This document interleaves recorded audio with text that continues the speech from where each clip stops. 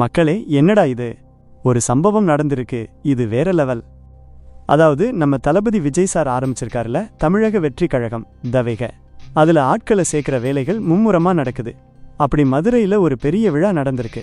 100க்கும் மேற்பட்டவங்க புதுசா கட்சிக்குள்ள இணைஞ்சிருக்காங்க. இப்ப இதுல என்ன ட்விஸ்ட்னா, அந்த விழால விஜய் சார் நேர்ல கலந்து கொள்ளலை. ஆனா ஒரு பெரிய கட் அவுட் வடிவத்துல அங்க நின்றுக்காரு. இது வரைக்கும் ஓகே. இங்க தான் அந்த ஹைலைட்டே. புதுசா இணைஞ்ச அந்த 100 பேருக்கும் கட்சியில் சேர்வதற்கான உறுப்பினர் அட்டையை யார் கொடுத்தாங்க தெரியுமா? அந்த கட் அவுட்ல இருந்த விஜய் சார் தான் கொடுத்தாராம். கேட்கவே ஆச்சரியமா இருக்குல்ல?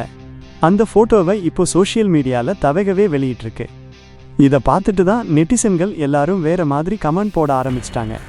இந்திய அரசியல் வரலாற்றிலேயே ஒரு கட் அவுட் மூலமா அடையாள அட்டையை வழங்கினது இந்த தவேக மட்டும்தான்னு சொல்லி கிண்டலும் கேலியுமா விமர்சிச்சுட்டு இருக்காங்க. எப்படிங்க இப்படி ஒரு ஐடியா வந்துச்சு?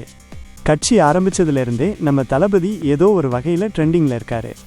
இப்போ இந்த கட் அவுட் சம்பவம் மறுபடியும் வைரலாகி பெரிய பேசுபொருளாக மாறியிருக்கு. இனிமேல் எந்த அரசியல் கட்சியிலையாவது தலைவரோட கட் அவுட் ஏதாவது செஞ்சா அதுக்கு முன்னோடி நம்ம தவேகவா தான் இருக்கும் போல. என்ன சொல்றீங்க மக்களே? இந்த ஐடியா பற்றி உங்கள் கருத்து என்னன்னு கமெண்ட்ல சொல்லுங்க.